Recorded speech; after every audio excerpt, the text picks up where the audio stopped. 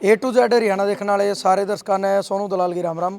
फिलहाल मिर्जपुर गांव में मौजूद हाँ, जिला हिसार। और बात करा तो शिक्षा का मामला में हरियाणा के टॉप गांव में आवा है कि जिस गांव में सबसे ज़्यादा सरकारी मास्टर हैं।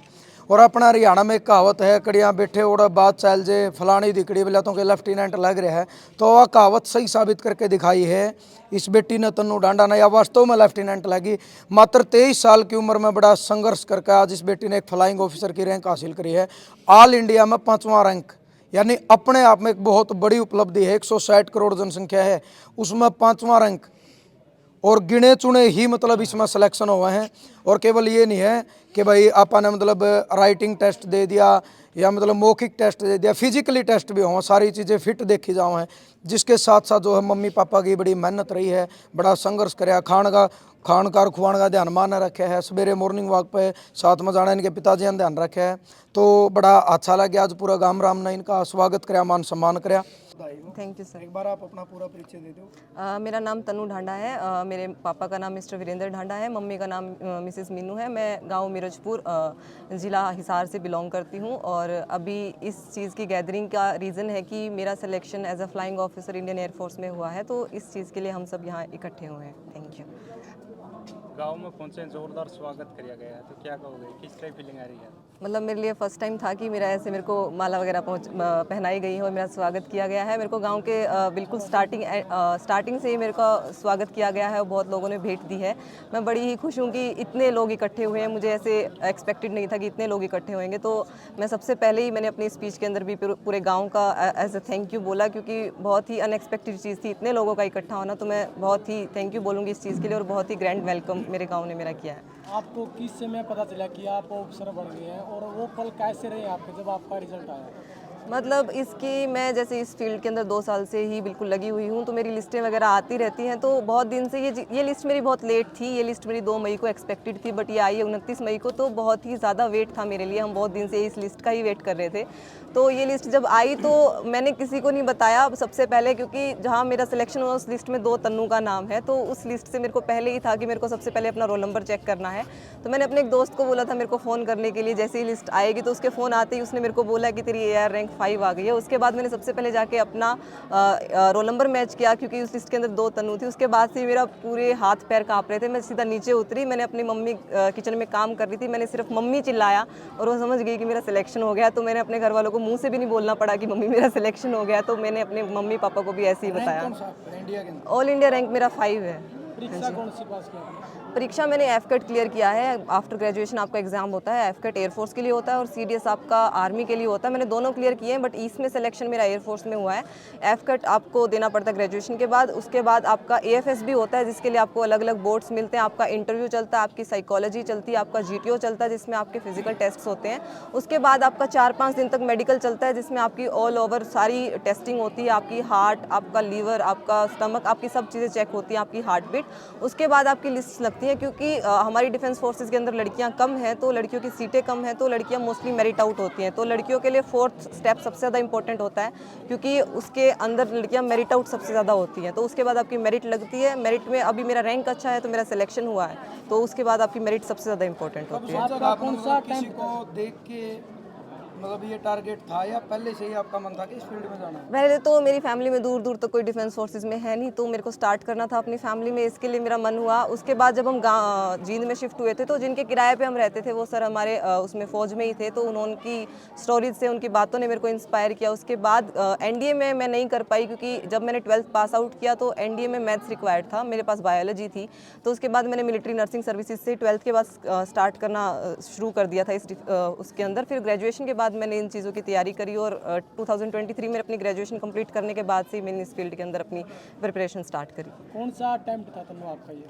मेरा अगर मैं आपको इंटरव्यूज़ में बोलूँ तो ये मेरा 3rd अटेम्प्ट था, और अगर मैं अपनी मेरिट में बोलूँ तो मेरा 2nd अटेम्प्ट था। एक बार मैं आर्मी की मेरिट से मेरिट आउट हो चुकी हूँ, मेरा रैंक उस टाइम 92 था, बट अटेम्प्ट मेरा ये एज अ इंटरव्यू 3rd था, और एग्ज़ाम में 4th अटेम्प्ट मेरा था ये। तैयारी किस तरह रही आपकी? सेल्फ स्टडी रही है या कोचिंग रही है? कोचिंग मैंने दिल्ली से ली भी है, बट मोस्टली मेरी सेल्फ स्टडी रही है। मैंने ऑनलाइन कोचिंग ली है, ऑनलाइन कोचिंग लेके तैयारी वगैरह करी है, फिर घर पे रह के पढ़ाई करी है। पिछले 1 साल से मैं घर पे ही हूँ और मैंने घर पे रह के पढ़ाई करी है, सारी तैयारी खुद से करी है। इंटरव्यू के लिए भी मैंने कोचिंग ली है, बट कोचिंग आप लेते हो ये जानने के लिए, क्योंकि ये बहुत 5 दिन का प्रोसेस होता है।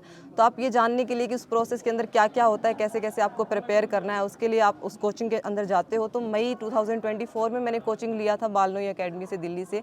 वहाँ से मैंने एक ही बार कोचिंग लेके फिर सारे अपने इंटरव्यूज़ के अंदर अपनी परफॉर्मेंस, अपने पीछे की कमियाँ देख के उनको सुधार के फिर ऐसे प्रिपेयर किया, अपने दोस्तों के साथ मिल के, मेंटर्स के साथ मिल के, और खुद से ही ऐसे अपनी कमियों को देख के प्रिपेयर किया है। अभी आपने ज्वाइन कर लिया या ज्वाइन करना है? अभी मेरी ज्वाइनिंग 1 जुलाई से हो जाएगी। ज्वाइनिंग लेटर के बाद मुझे पता चलेगा कि मेरे को किस डेट को जाना है। इस मंथ के एंड में मैं चली जाऊंगी। 1 जुलाई से मेरी ट्रेनिंग स्टार्ट है। पोस्टिंग का पता लग गया कहाँ? पोस्टिंग आपकी 1 साल आपकी ट्रेनिंग चलेगी। जब आपकी पासिंग आउट परेड हो जाएगी, आप कमीशन हो जाओगे, उसके बाद वो आपको पोस्टिंग देते हैं अलग अलग जगह। तनु, स्कूल की बात करें तो स्कूल की पढ़ाई आपने कहाँ से किया? गांव से किया, शहर से किया? मैंने अपनी स्टार्टिंग नर्सरी से लेकर 8th क्लास तक मैंने विद्या विहार स्कूल राजपुरा भैंड में अपनी पढ़ाई करी है। उसके बाद 9th 10th मैंने इंडस मिर्चपुर में करी। कि अपने गांव के बच्चे कहीं कम नहीं हैं, सबसे ज़्यादा आगे हमारे गांव के बच्चे हैं।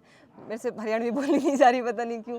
मतलब मैं अपने सारे इंटरव्यू भी हरियाणवी में दे के आई। मैंने वहाँ पे हरियाणवी की लाइन भी बोली है। हरियाणा के बच्चे कहीं कम नहीं हैं। वो तो बच्चों वहाँ का उनका प्रमोशन में नहीं दिखते या फिर कुछ और। फौज के अंदर सबसे ज़्यादा बच्चे हरियाणा के ही हैं, और हरियाणा के बच्चे ही वहाँ पे हमको सबसे ज़्यादा दिखते हैं, और हरियाणा के बच्चे ही इसमें सबसे ज़्यादा रिकमेंड होते हैं। लिस्ट के अंदर भी हरियाणा के बच्चे ही सबसे आगे हैं।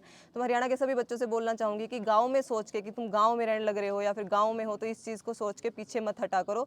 गाँव के बच्चे ही, गाँव के बच्चे ही वहाँ पे सबसे आगे हैं। तो मैं बोलना चाहूँगी कि गाँव समझ के, और कि हम गाँव देहात के हैं, शहर के बच्चों को आगे, हम शहर के बच्चों को आड़े भी नहीं आगे आने देते। एसएसबी में बोलना चाहूँगी। तो ये सोच के कि शहर के बच्चों से गाँव के बच्चे कुछ पीछे हैं, उनको रुकना नहीं चाहिए, और बस कर सकते हैं ये, और कर सकते हैं। तो 2 लाइन तनु हरियाणवी में जरूर बोल दो। क्या बोलूँ बताओ? कुछ भी जो आपने अच्छा लगा। मतलब इसके बारे में बोल दो, सफलता के बारे में। सफलता के बारे में ये है कि मैं लागी रही हूँ 2 साल तक, बिल्कुल लागी रही हूँ। मैंने सांस नहीं लिया है, मैं किसी फंक्शन में नहीं आई, मैंने कोई फंक्शन नहीं अटेंड करा, इतनी मैं किसी ब्याह शादी में नहीं आई, मैं अपनी बहन की शादी में नहीं गई। हाँ, सारे उलाने इकट्ठे करे हैं, लेकिन 2 साल के अंदर कर दिखाया है। तो मैं बोलूँगी कि बस 2 साल लगी रही हूँ, और बिल्कुल लगी रही हूँ। मैं मना नहीं करूँगी कि मैं बिल्कुल किताबा में घुसी रही हूँ। सुबह रनिंग पे जाना, फिर उसके बाद पढ़ाई करनी सारा दिन, घर का काम भी करवाना, उसके बाद रात को बैडमिंटन भी करना, उसके बाद रात को पढ़ के भी सोना। तो मैं सिर्फ 2 साल तक लगी रही हूँ अपने सक्सेस के ऊपर। मैं यही बोलूँगी कि बस बिल्कुल लगे रहने की वजह से मेरे को सक्सेस मिली है, और मैंने बीच में रेस्ट नहीं लिया। जो मैंने अपनी स्पीच के अंदर भी बोला कि बच्चे एक पेपर पढ़ के रुक जाते हैं, वो मैंने अपनी रेस्ट नहीं लिया। तो यही चीज़ मैं अपनी सक्सेस के ऊपर बोलूँगी कि 2 साल बिल्कुल लगे रहने की वजह से मेरे को सक्सेस मिली है। आपने स्पेशल धन्यवाद करा। कौन सी खास चीज थी? सर खास चीज़ सर, बाबू भी बराबर हो ना। लड़ाई नहीं होगी सर। बाबू मेरे साथ सुबह रनिंग पे जाता था, आने के बाद मेरी माँ मेरे को खिलाती थी। तो दोनों का रोल सेम है, अपना अपना रोल दोनों ने निभाया है। बाबू मेरे को रनिंग पे लेके गया है, बाबू मेरे को बैडमिंटन खेलने लेके गया है, वापस लेके आया है 2 टाइम। तो दोनों का अपना अपना रोल है सर। माँ ने घी दही खिलाई है मेरे को, इतनी उस चीज़ का रोल है कि वहाँ पे फिजिकल में और मेडिकल में हमने पढ़ा है सर पहली बारी में ही। तो दोनों का रोल है सर, अपना अपना रोल है। तो ऐसे लड़ाई मत करवाओ सर। एक सवाल और, आपने कहा कि मतलब भाई 2 साल तैयारी करी, माँ बाप ने ना तो नहीं पूछा क्या की तैयारी चल रही है, ना आपने बताया। तो ये जो एक ट्रस्ट का सिस्टम था, यू किस तरीके का बना? क्योंकि देखो पीछे भी लागण लग रहे थे, घर तो दूर भी थे आप, तो बहुत तकड़ा विश्वास था। हाँ जी सर। सर स्टार्टिंग से ही है सर इस चीज़ का रोल। स्टार्टिंग से ही मैंने अपनी पढ़ाई के अंदर या फिर अपने स्कूल के अंदर ही, जैसे मेरे सर ने बोला, तो उस परफॉर्मेंस का बहुत फ़र्क पड़ता है कि स्टार्टिंग से ही बच्चे ने जिस चीज़ में हाथ लगाया, वो चीज़ करी है, उस चीज़ में अच्छा करा है, तो उस चीज़ का बड़ा रोल रहता है ट्रस्ट के ऊपर ही। मैं मेरिट आउट भी हुई सर, इतने इंटरव्यू देने गई, इंटरव्यू में भी इतना कभी कभी पेपर नहीं निकला। उस चीज़ के ऊपर भी घर वाले हमेशा कहते थे कि बेटा तू कर लेगी। तो उस ट्रस्ट का बड़ा फैक्टर रहता है, क्योंकि स्टार्टिंग से ही सर मैंने करके दिखाया, जिस चीज़ को हाथ लगाया। तो घर वालों के ट्रस्ट का ही सर सबसे बड़ा रोल है कि उन्होंने मेरे को इस चीज़ से रोका नहीं कि बेटा तेरे से हो नहीं रहा, या बेटा तेरे से होगा नहीं। मेरे को कभी नहीं बोला, मेरे को हमेशा ये बोला बेटा तू कर लेगी, बेटा तू कर लेगी। इस चीज़ का सर मैं सबसे बड़ा रोल मानती हूँ। हाँ जी, कर दिया। हाँ बाबू कर दिया। बहुत बहुत बधाई हो जी सबसे पहले तो। थैंक यू जी। आवाज़ें को नहीं आई जी। थैंक यू जी। आवाज़ तो इतनी है सर, इतनी है। तो बताओ बेटी के बारे में। देखो माँ के लिए जब तक बेटी कामयाब नहीं हो जाती, या फिर मतलब अपना देहात में बात करा, जिसने कामयाब करनी हो नहीं है, हमने तो बहनी है, या जब तक अगला घर नहीं जा जाती, तो तब तक माँ ने बहुत चिंता रहा करे। तो आपने चिंता थी बेटी, आप तो दूर थी, आपने पता भी नहीं था। नहीं सर, देखो चिंता तो होती है, हाँ जी। लेकिन वही बात है जो बार बार आ रही है कि ट्रस्ट। भी और एक बात यहाँ बोली भी गई थी स्टेज पे कि पूत के पाल नहीं दिख जे हैं। जब से ये सर स्कूल में जाने शुरू किया इसने, 3-3.25 साल की, मैंने आज तक इसको उठाया नहीं सुबह कि बेटा उठ ले, स्कूल में जाना है। इमोशनल हो रहे कोई बात नहीं, कोई बात नहीं, जरूरी है। और ना कभी ये कहने की जरूरत पड़ी बेटा किताब उठा ले, कभी जरूरत नहीं पड़ी। 5th 6th तक तो मैंने इसकी हेल्प की पढ़ाई में, इसकी स्टडीज़ में, मेरे को पीटा बहुत। और उसके बाद नहीं ज़रूरत पड़ी सर। 6 के बाद मैंने इसको कभी नहीं देखा, क्योंकि उस लेवल नहीं था मेरा इतना। 5th 6th तक ही पढ़ा सकती थी, वहाँ तक बेस मैंने इसको तैयार कर दिया इसका। 6ठी क्लास में इसकी उम्र 10 साल रही होगी, तो जैसे ही गुड़िया कोई बेटी 10 साल की हो तो माँ बाप थोड़ा फिर न्यू भी कोशिश करने लगे जे भाई थोड़ी तो आग लग गल नहीं है, ये भी घर के काम नहीं सर, सिखाने अब शुरू तो कर वो दो। टाइम नहीं रहा कि 10 साल न्यू में नहीं, सोचने लग गई। नहीं मतलब अब घर के काम सिखाना। हाँ, घर के काम सारे सारे अपने इसको अच्छा वही पूछ रहे हैं। सभी कुछ करवाओ इससे, उसके लिए भी तैयार कर रखा है सर इसको। अभी इसका जिस दिन सिलेक्शन हुआ, सुबह मैं स्कूल जा रही थी तो मैं इसको ये बोल के गई, बेटा 2 फ्लोर हैं जैसे घर पे, ऊपर नीचे दोनों जगह पोछा मार दियो। कोई भी गेस्ट वगैरह आने शुरू होंगे बधाई देने के लिए, तो कहती मम्मी आज भी। मैं बेटा ये लेफ्टिनेंट एयरफोर्स में है, घर में तो पोछा मारना ही पड़ेगा।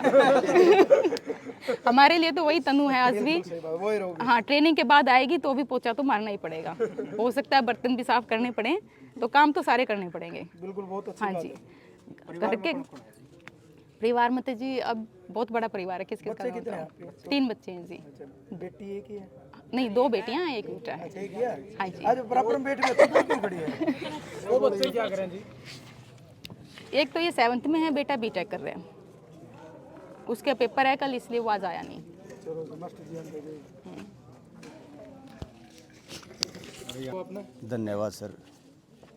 23 साल की उम्र में बेटी का इतने बड़े पद पर जाना, बड़ी मेहनत तो देखो बेटी ने करी है, मेहनत तो इसकी है, लेकिन कहीं ना कहीं देखो माँ बाप की सपोर्ट और बैक के तौर पे बड़ा सपोर्ट रहो, तो किस तरीके का मतलब संघर्ष बेटी का रहा? संघर्ष कराया जी बचपन से इसने छोरी ने हमेशा आँखों। हाँ जी, माँ बाप ने तो लगना पड़ा साथ जी। और इसके ताऊ ताई ने भी जी, अच्छा, हाँ बहुत लाड करते मिलाकर थे। तो कौन बाई गला हाँ बिल्कुल, इसके साथ पूरा परिवार, ताई भी ताऊ भी सारे लड़की के साथ जी। बिल्कुल खेत में भी रही है यार, हम खेत में रहते थे वहाँ, तो ताऊ ताई का भी लाडिन इसके साथ इतना ही। कितने बजे जाया करते सुबह मॉर्निंग वॉक पे बेटी आपके साथ जाती थी? सवेरे 5 बजे निकल जाते थे।